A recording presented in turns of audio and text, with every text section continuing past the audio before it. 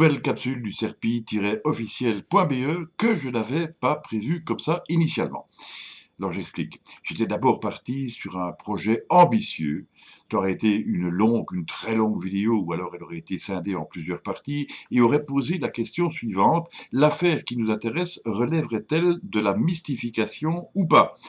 Et j'en aurais profité pour vous expliquer quelles sont les méthodes du CERPI, qui, comme son nom l'indique, est en fait un centre d'études et de recherche sur les phénomènes inexpliqués. Alors, on n'aurait pas vu tout de suite le rapport. Il aurait déjà fallu que j'explique ça, et puis surtout, si l'on voulait faire comme d'habitude, c'est-à-dire en montrant les choses et en travaillant avec objectivité, il aurait fallu pouvoir faire abstraction de l'apriorisme, comme le veulent toutes les bonnes investigations. Alors, cela aurait fait un amoncellement très indigeste d'éléments devenus désormais historiques, avec des tas d'arguments contestables et contestés, une quasi-impossibilité d'aller tout au fond des choses de manière à en tirer une conclusion fiable, à la fois sur le plan scientifique, politique, social, technologique, etc.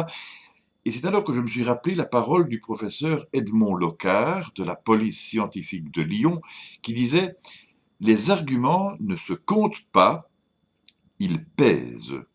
Et là, c'était peut-être le coup de grâce pour l'étude prévue, car pondérer autant d'arguments tenant compte du fait que cela dépendait aussi des points de vue, cela ne me paraissait pas raisonnable.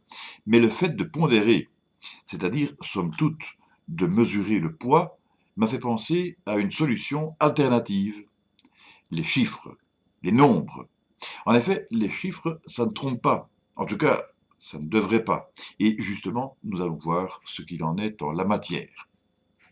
Alors je le dis tout de suite, je veux simplement montrer par quelques petits exemples que l'interprétation des chiffres peut amener à des erreurs et que celles-ci peuvent se présenter dans les deux clans. Je vous laisserai simplement libre de conclure par vous-même. Mon premier exemple est en fait tout simple. Il y a de cela environ 2 semaines, peut-être 3, parce que il est vrai que le temps passe tellement vite et qu'on ne s'en rend pas toujours compte. Je regardais la situation de la problématique dans ma localité, et nous étions à ce moment-là vers la fin de son creux en Belgique. Et je constatais, non sans plaisir évidemment, qu'un simple 1 s'inscrivait dans le regard du nom de la localité en question, alors que précédemment il en avait compté plusieurs dizaines. Il y a de cela quelques jours à peine, alors que les choses étaient bien différentes, puisqu'il était question d'un retour, d'une remontée, je regardais à nouveau le nombre indiqué, et je trouvais à ma grande stupéfaction 196, 196 pour nos amis français. Dans ces conditions, il était absolument manifeste que la remontée en question était bel et bien concrète. On était passé de 1 à 196, point barre. Donc, aucune entourloupette. Si je n'avais pas fait attention, j'aurais sans doute loupé une petite précision qui figurait bien, noir sur blanc, sur le document, toujours visible à l'heure actuelle dans RTL Info, et cette précision disait notamment qu'il s'agissait en fait du nombre total depuis le début. Il n'y avait donc aucune erreur dans le libellé, mais l'interprétation était tout à fait différente. Sur base d'une petite distraction de ma part, je partais avec l'information selon laquelle il y aurait eu 196 intéressés actuellement dans ma ville de 28 000 habitants, alors que 196 était le nombre total réparti sur, on va dire, 4 ou 5 mois, le temps que les effluves se propagent jusqu'à nous, en passant d'abord par chez nos voisins. En cela, je ne dis donc rien de mal. La seule tromperie réside dans une erreur de ma part, je l'ai dit. Je n'ai trafiqué aucun chiffre, sauf que, voilà, c'est un fait, il faut être attentif. Il faudrait être attentif parce que, en fait, posons-nous la question, quand vous vous trouvez devant ce genre de page, que faites-vous? Eh bien, c'est bien simple. Vous voyez le tableau avec les villes et les nombres, vous scrollez aussitôt vers la section qui vous concerne, pour aller plus vite, dans mon cas, la Wallonie, et vous cherchez la bonne ville classée par ordre alphabétique. Et par conséquent, vous sautez la petite précision qui était bien présente. Ouais, mais, en fait, ce faisant, j'ai toujours pas le chiffre actuel de ma localité. Et je n'en dirai pas plus. Sauf peut-être que, même si je l'avais eu, ce nombre, bien, je n'ai aucun moyen de le vérifier non plus. Ce qui ne veut pas dire pour autant qu'il soit faux. Dans les pages du même média, on met souvent les choses sous la forme de pourcentages.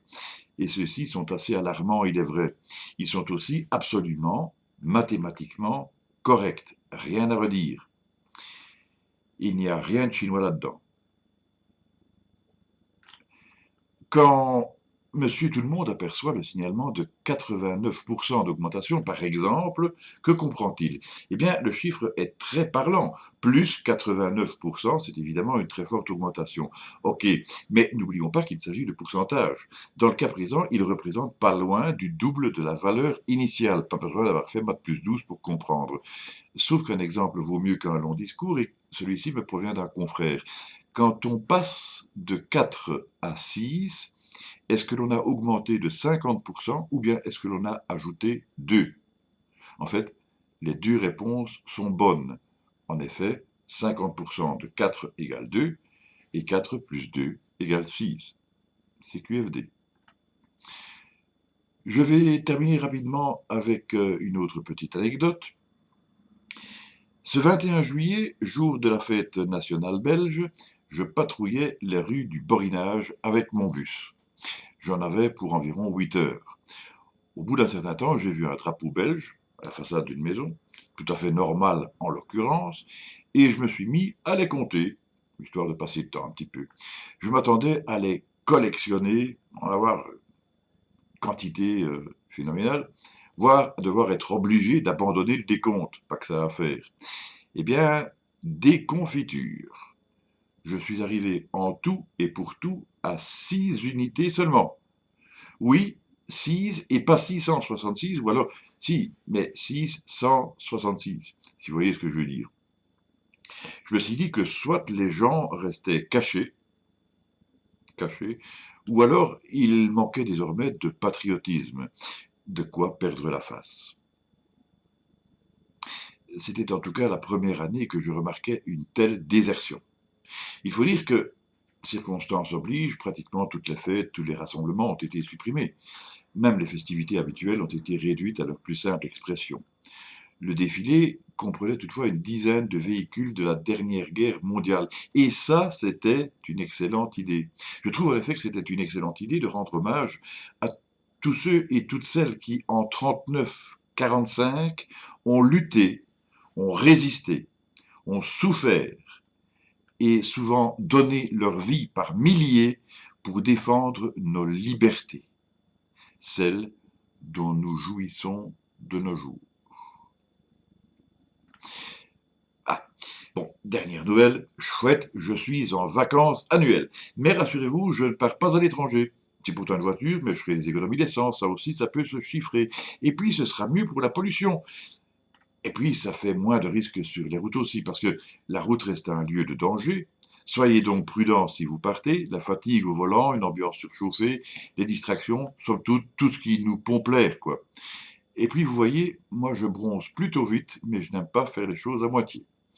Pour rester dans les chiffres, combien pensez-vous que j'économiserai si je ne vais pas aux grottes de Han, si je ne vais pas dans un parc animalier, si je ne mange que chez moi, par exemple, un restaffel pour le dépaysement, une paella, un spaghetti, si je bois un pot avec ma femme à domicile, si je ne vais pas au littoral ni dans les Ardennes, si je ne visite pas la Venise du Nord, si je ne vais pas à la foire du Midi, si je passe mon temps au jardin à respirer l'air pur de la campagne à plein poumon, ou à lire quelques livres achetés chez mon libraire, bien entendu. À propos de livres, ma femme en a trouvé un de recettes de cuisine. Comment accommoder le mouton? Le rôti d'autruche facile. 5 façons de préparer le pigeon.